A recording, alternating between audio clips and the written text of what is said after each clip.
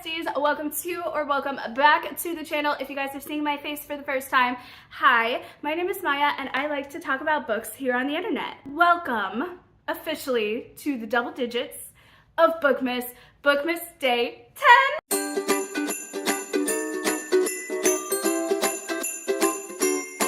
I am so excited about this one. I genuinely thought it was going to be a different book, but now I'm kind of excited that that book is going to be featured as one of the videos in January because it is wintry vibes and it gives an extended feeling of the season, and that's all I'm gonna tease. I did a read a paragraph, choose as my next read type of vlog experiment, if you will.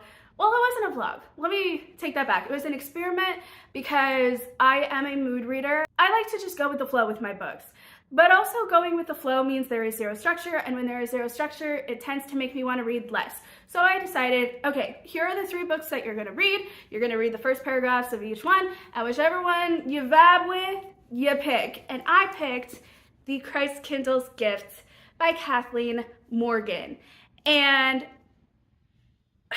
y'all, I was not disappointed. I thought I would revisit my reaction to the first chapter yet again, just to remind ourselves about that, and then my thoughts on it further into the book, and then my final thoughts and conclusionary thoughts after that, and then you'll be seeing me back here for the outro and for the rating. The next book that we have, The Christkindl's Gift by Kathleen Morgan. So the scene is set for 10-year-old Eric asleep in bed, being woken up by his 7-year-old little sister who is chewing on her hair, and this is going to be important in a second, hold on for a minute, who's chewing on her hair and saying, hey, I have an idea, I have an idea, I have an idea, it's almost Christmas, I have an idea. And he's just like, what is this idea? Why couldn't it wait a few more hours? Because it was really early in the morning. And she was like, well, I just got this really good idea. What if we wrote St. Nick a letter to give to the Christ child so that we can have whatever it is that we put on that letter? And he's like, this better be the idea of all ideas. And she's just like, what if we ask him for a new father? So we read a little further on in the story and we come to realize that the father has died a few years back after bringing his entire family over to America, and he leaving behind his wife and 2 children. And his wife firmly believes that America will forever and always be a land of strangers to her. She wants to go back to her home country.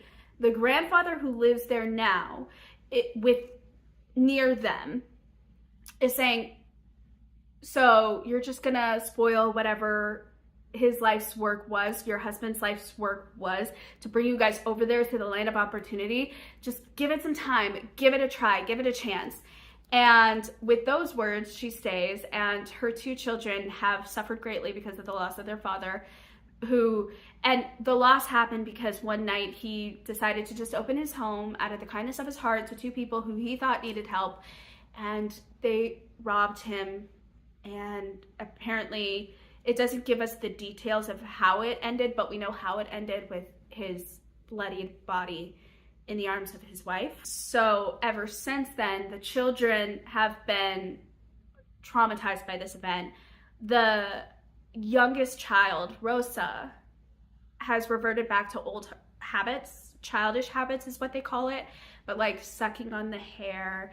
And that's a big one. And that's one that she does during school, and apparently she gets made fun of for it. The older brother is very solemn, definitely wiser for his age, and he has seen his mom cry about the death of his father, and he doesn't want to see those tears anymore, but he doesn't know how to make it better. And so he thinks, maybe Rosa has a point. Now, to what they believe Christmas is, so their version, if I remember this accurately, is that Saint Nicholas still comes and gives people presents, but it is more so, have you been naughty or nice, that determine what type of presents you get. And then actually writing a letter to him would be for the Christ child, who would give it to the children through Saint Nick. Okay, so that's kind of how that works. So it's, and whatever is written on the letter as well. That is early morning. It's now later in the morning. The mom is making breakfast. Eric is at the table, sitting, doing whatever he's doing, probably studying. Rosa is staring outside at the window, and it is freezing out. So, you know, her face is a little chilly against the glass door. The mother reminds her, hey, be careful around the window.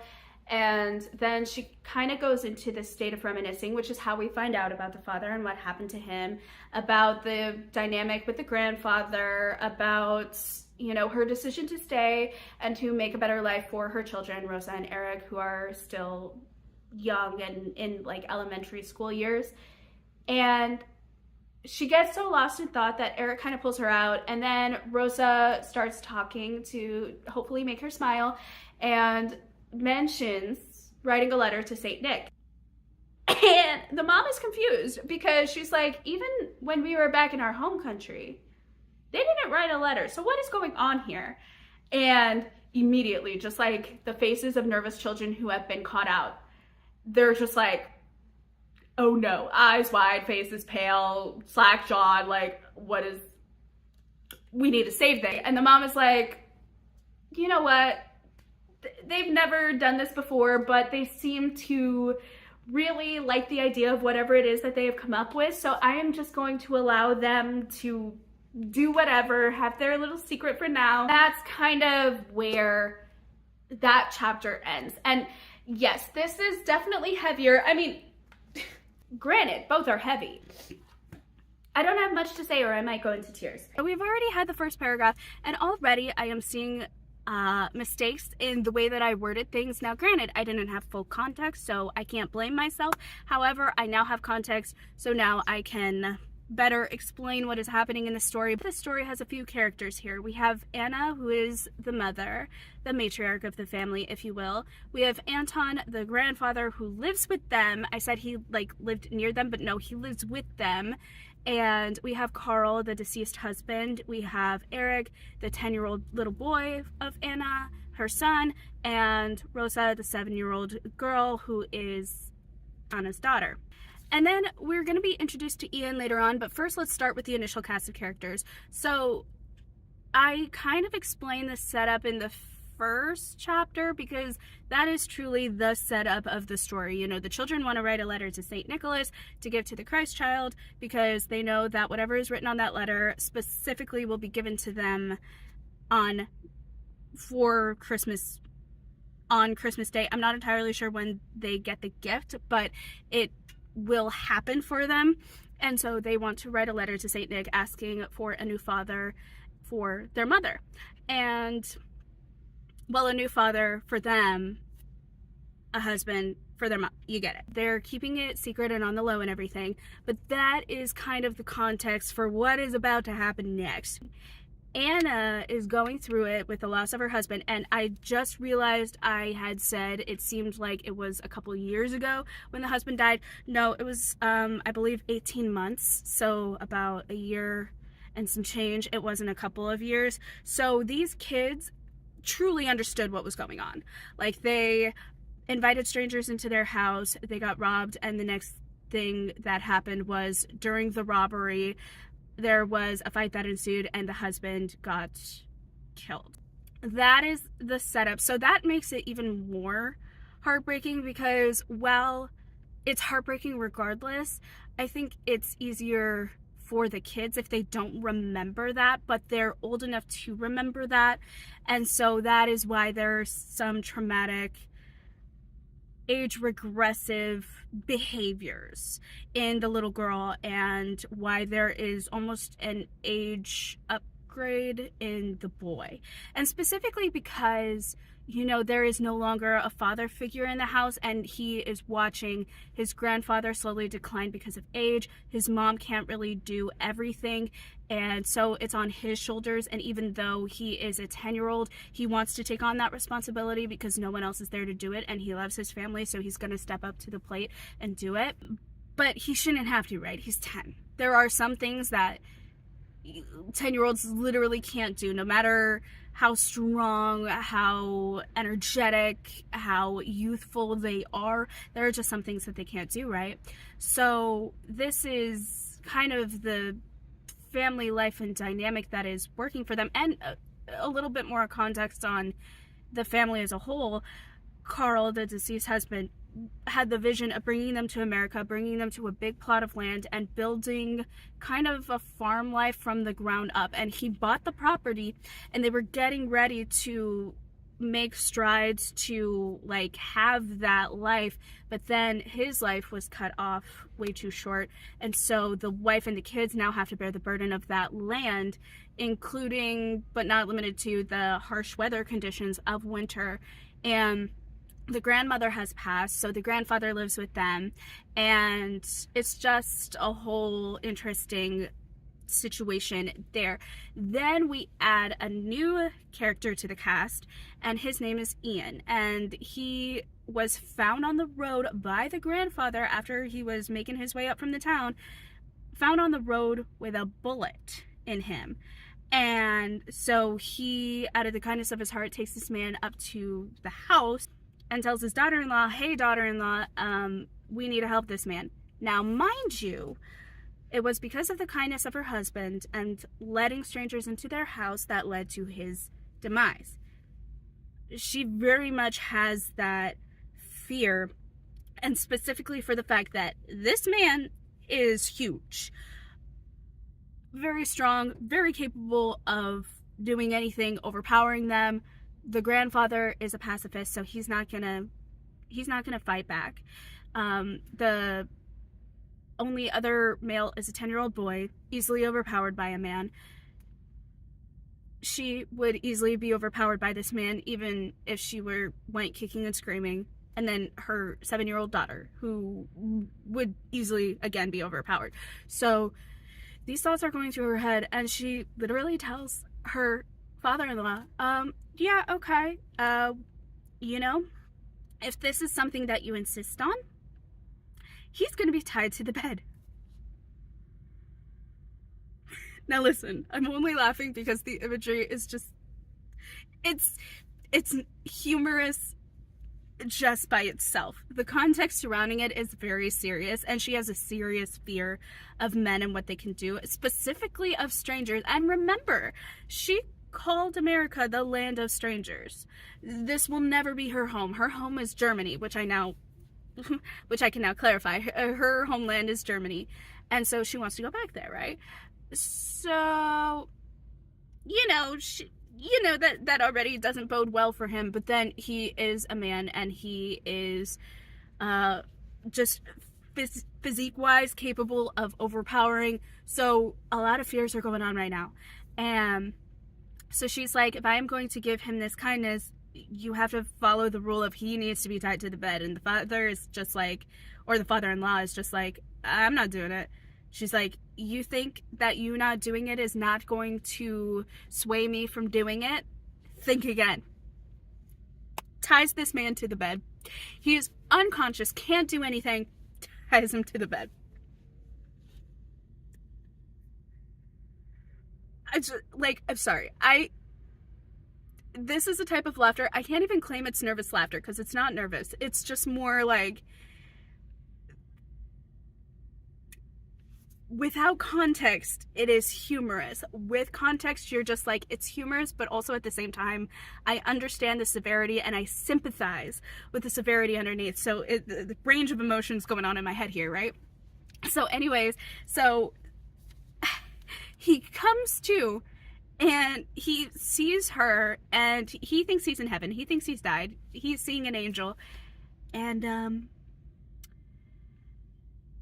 waits until she wakes, because she's sitting next to his bedside, because she is bound and determined this man is not going to do anything to my family. And I appreciate the motivation behind that, and her resiliency, and being willing to face the fear. Now granted, she's not facing it in the best of ways. I mean, she tied an unconscious man to a bed.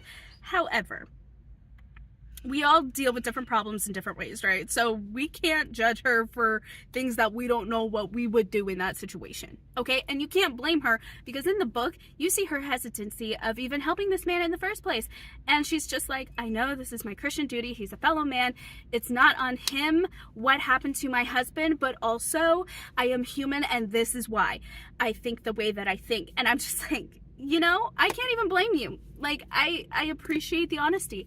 And so, anyways, that context. So anyway, so all of that to say, I appreciate the motivation behind certain things, and it explains kind of seemingly over-the-top behavior in a way that makes the reader understand where both sides are coming from, because you kind of get the perspective of both sides, of both Ian and Anna, during the process of his waking up from unconsciousness. Well, even before that, to the unconscious figure of a man who could be a potential person that hurts her family, and all of the emotions surrounding that, all of the trauma just like being laid right at her feet, right in front of her in physical form, and being like, we're gonna face this. There's that aspect. And then when Ian actually awakes, then you get kind of his perspective on everything that happens, from, you know, seeing Anna for the first time, thinking she is an angel, and then realizing that he's tied to a bed. Sorry, I can't. And then their interactions afterwards, and we're still getting where I'm at in this book. We're still getting like plenty of interactions between him and Anna, even though, okay, it's minimal interaction, but the mindset surrounding the interactions and the very well thought through, laid out in story format thoughts of these characters, that made sense, Maya, yes. The well thought through prose that explains everything makes it so that the reader is understanding both of them, and you really kind of forget that their interactions are very minimal. Like I say, we get a lot of interactions, which we kind of do for what we are reading, but also keeping in mind that the timeline is so much slower than that. So the interactions that we're seeing are back to back, because there's 3 to 4 so far, and we're forgetting that it's over periods of an entire 24 hours. So they have like 2 interactions within the first 36 hours. And then again, you know, once every single day at most. And you kind of just see the varying degree of thoughts as they're building a relationship, a rapport, I guess, with each other. So they're learning bits and pieces about each other, but Anna wants to keep it very surface level and very vague. And I think with Ian, it's like he wants to keep it vague too, because he doesn't want to talk about his past, but he wants to know Anna. So he's kind of like revealing a little bit more so that he can maybe get something in return, and she's just not budging.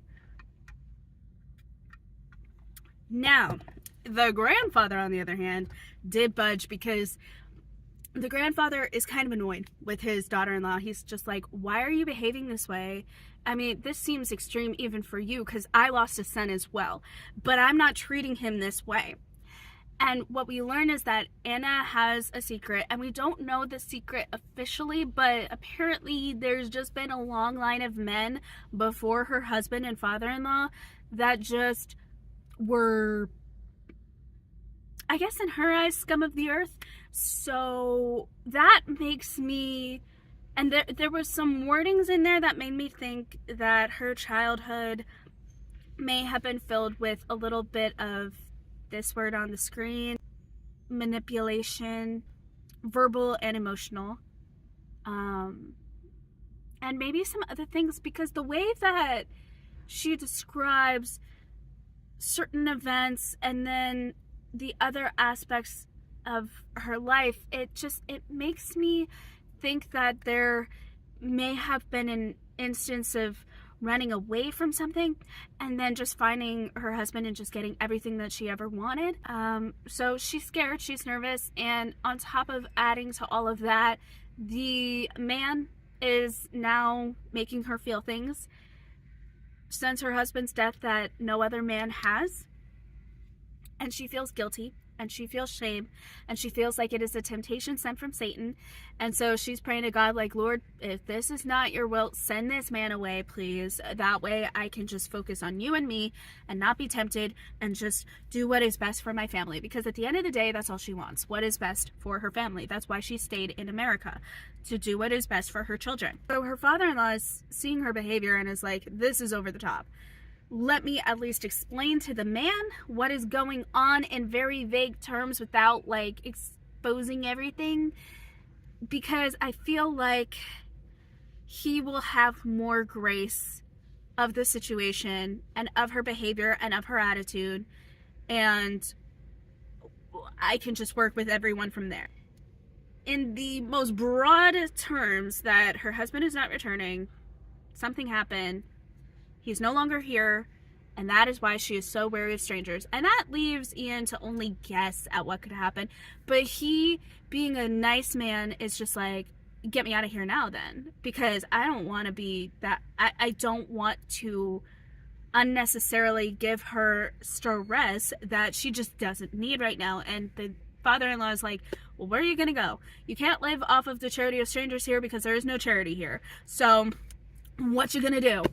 And he's just like, well, I could line some of my people, ask them to send me some money until I can get my things in order. And the father-in-law is just like, yeah, just stay here. It's fine. I'll talk with Anna and we'll sort through that. Okay, now you're probably asking, because I've been talking a lot and I haven't mentioned two very specific people. Eric and Rosa, the children, what are they doing? Well, they know that a man is at their house because they saw the man in the cart. Eric actually helped his grandfather bring the man in. Now, he's wary of strangers too, because he knows what's going on. He's very perceptive. The girl is also wary. Like, everybody is wary because they all know what happened to a degree. But she very much is just like, is this the person that the Christ child sent? Maybe it is. So she's wary, but she's not terrified. That is where we are at, and I'm hoping to read a little bit more. I am like, I'd say I'm a good 50% of the way through the book, so that is where we are at right now. It is very much like one of those books where it's a moment by moment thing, but the moment by moments are so action filled and so emotion filled that you don't even feel the stretch of time in between. Now, granted, shorter book than most books, so that is also a plus, but still, there is so much happening and so much emotion and so much just like good substance of the characters and their stories that it keeps you engaged and entertained, and you find out all of this different information in just the most organic of ways, and I love it so much. I love it so much.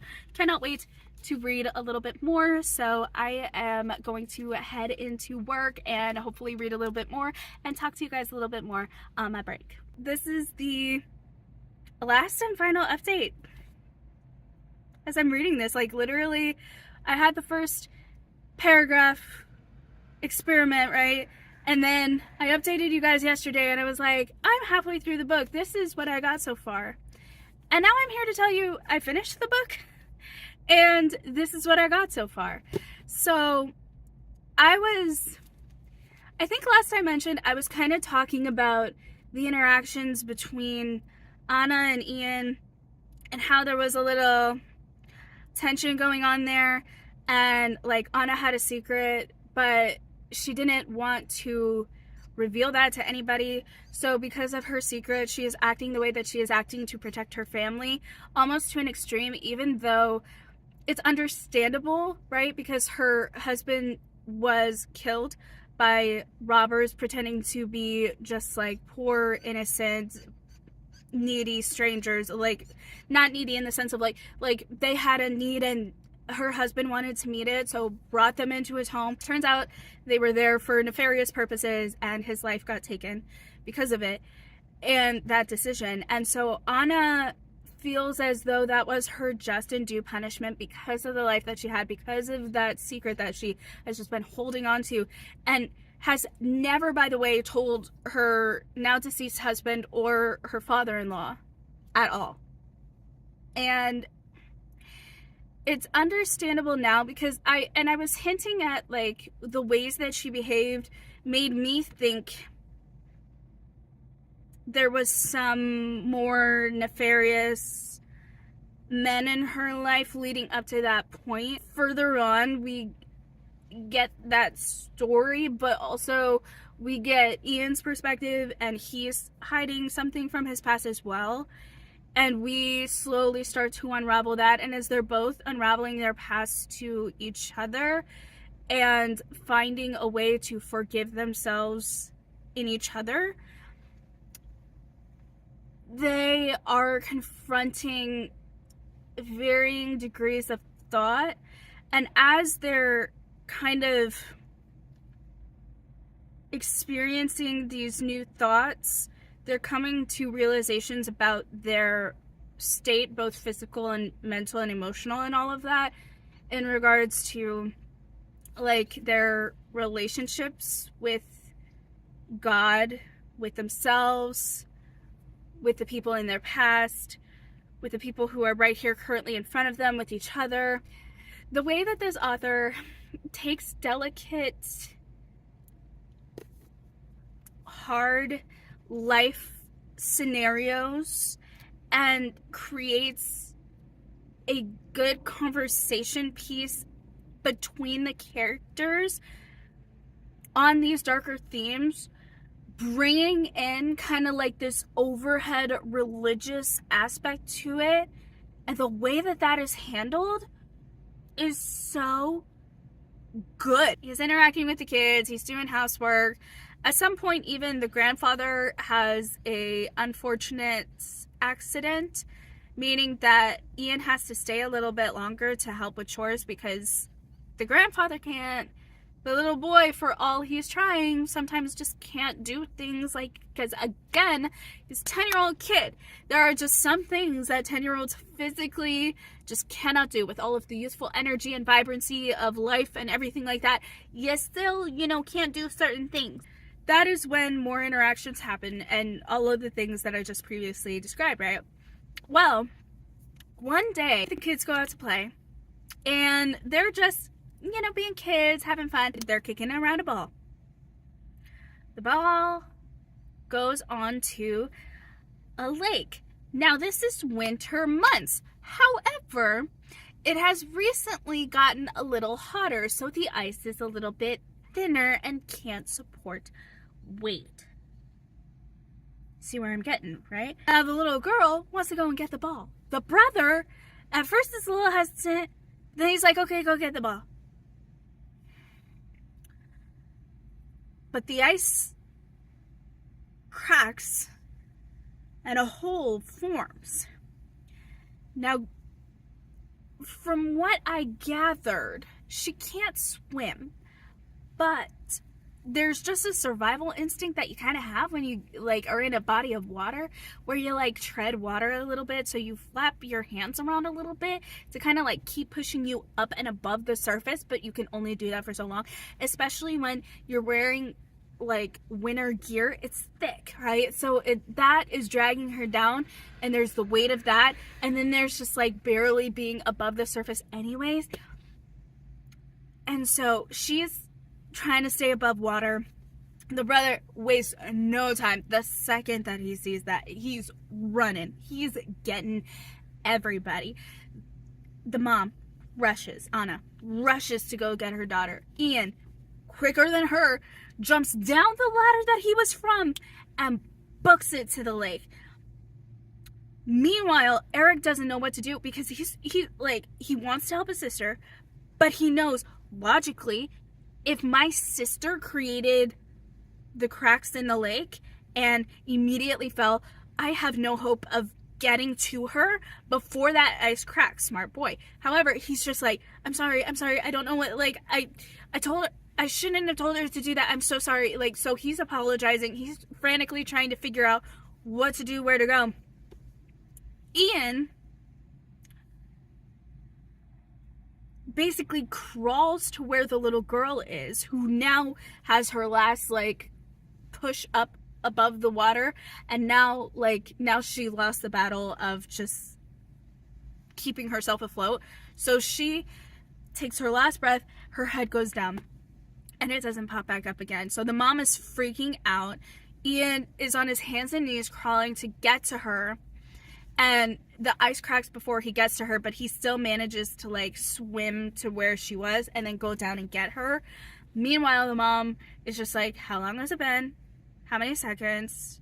What needs to happen? So she's like, okay, Eric, you're gonna go and you're gonna get a rope, and I'm gonna go and I'm gonna see if I can help them. And Eric is just like, no, I can't lose you two. Like, please don't. She's like, no, I have to. But at this point, Ian comes back up out of the water and pushes Rosa's little body towards her. She's not lifeless, but she's very cold. She's freezing. And pushes her over to the mom. The mom grabs her. Eric, by this point, has seen that Ian popped up, so he's just like, okay, I'm running to go and get the rope.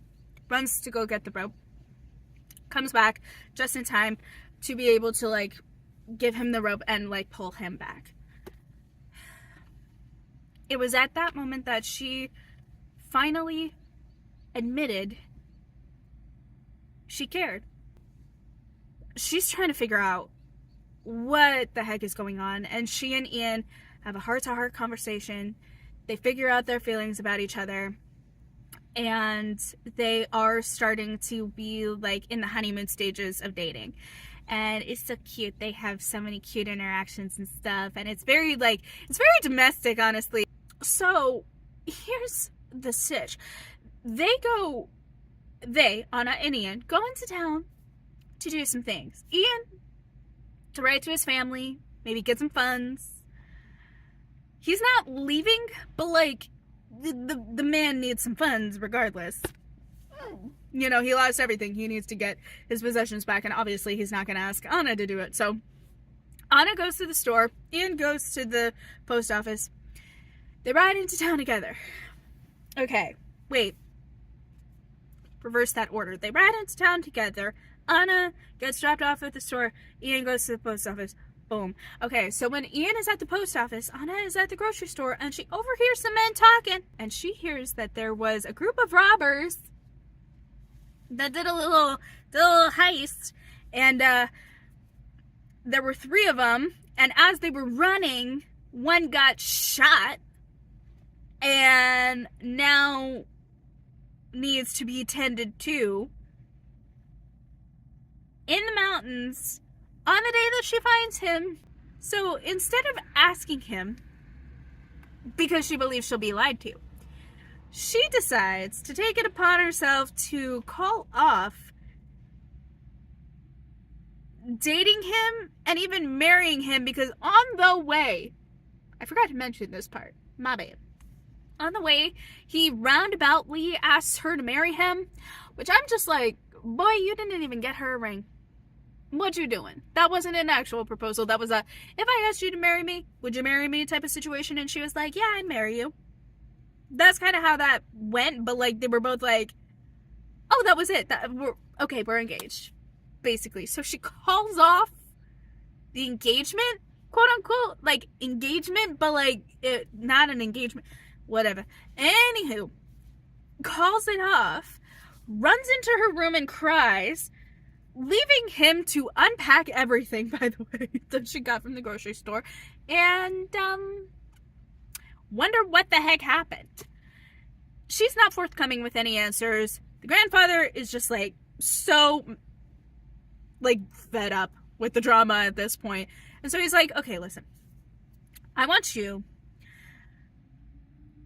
to go to this inn and just stay in town, but, like, give her some space and time, and she'll have her answer for you. I respect you. Okay, I'll stay. Gets himself a stay at a hotel. By the way, did I mention it was Christmas Eve at this point? Yeah, so this was the time where everyone was going to be baking sweets, decorating the tree, because apparently, according to tradition, the tree can only be put up and decorated on the 24th. I have no idea. I don't know. Personally, that sounds just like a... Oh, that sounds terrible. Anyway, so she puts up the tree. Anna puts up the tree. It's technically only Anna that puts it up, decorates it, sets out the treats and everything. And she's just like, okay, you know what? I'm going to suck it up. I'm going to make sure that tonight is going to be a good night for my kids. They're not there waiting by the door, ready to eat some sweets. They're in their rooms, and they're just talking. The grandfather is at the door, however, and he's just looking at her like, you done messed up. He doesn't say it, but like, you guarantee he's thinking it. And she's like, where are the kids? And he says, they're in their room. She's like, oh, okay. Can you get them? And it takes him a little minute, but he eventually coaxes them out of the room. And they're giving her looks like, what the heck did you do? Because they know that Ian's not here. And they're upset about it. And they're letting her know that they're upset about it. And she is just like trying to do all of the things. She's like, you know, would you like some sweets? Would you like to listen to your grandfather read the story that he normally does of Christ's birth and stuff? And so they do that, but they're very solemn and melancholy. And it's in that moment, for some reason, as her grandfather, sorry, not her grandfather, as her father-in-law is reading to her kids, where she has this massive realization that, hey, maybe she messed up a little bit. She says out loud that she done messed up. The kids are confused. The grandfather is talking with her, and they're communicating, you know, and having adult talk about the situation with her kids right there. And he was like, well, you're lucky, girl, that I told him to stay in town. Paraphrasing, obviously. And she was like, alrighty. And then Eric, ever the observant, amazing, loyal little son, says, hey, Mom, I think we should get dressed for evening services. Not once did they open one of their gifts, which is what tradition states. He was just like, no. We're getting ready. We're going to church, and you're going to be talking to Ian. Get dressed. They go to town. They get there with just enough time to go to the hotel inn situation, ask for Ian. Concierge at first is like, not having it. No guests, no nothing, no meh, bah humbug, basically. Rosa is just like, please, he's expecting us. And so concierge is just like, I guess this one's for Christmas. And lets them through. The children run to the room number that they were told, pounding on the door, and they're like, Mom, I think he's mad at us. He's not opening the door or anything like that. And before she could even get an answer in, who shows up at the door? Ian. And he's... I love this little detail. He was shaving. And I love this little detail because that means, like, it wasn't that he didn't want to see them. It was literally like, I'm kind of doing something here. I need both hands. I can't let me do this real quick and then like get the door. And then, you know, everyone is silent for a little minute. Anna tries to speak with him, and her kids are just like standing right next to her, one on each side. Rosa decides to interrupt her mother in the middle of answering a question and being like, our mom was a Doomkopf, and we're sorry that she was behaving like that. And Anna is just like, shook. Ian immediately just chimes in and is like, yeah, I agree. She was kind of a Doomkopf, but, you know, it takes a lot of courage to admit when you're wrong. And Anna takes this opportunity to, you know, obviously apologize for her behavior and lets him know kind of what's going on and is like, hey, I understand if you don't want to continue on with marriage or anything like that. And he's just like, shut up. They go back to the cart, and I have to read it from the book because this is so cute. Eric is so excited to have a father figure again. Rosa is so excited to have a father figure. Anna is excited, obviously, and so is Anton. And this is like the scene of where it ends. Behind them, Eric laughed and clapped his hands. This is the best Christmas ever.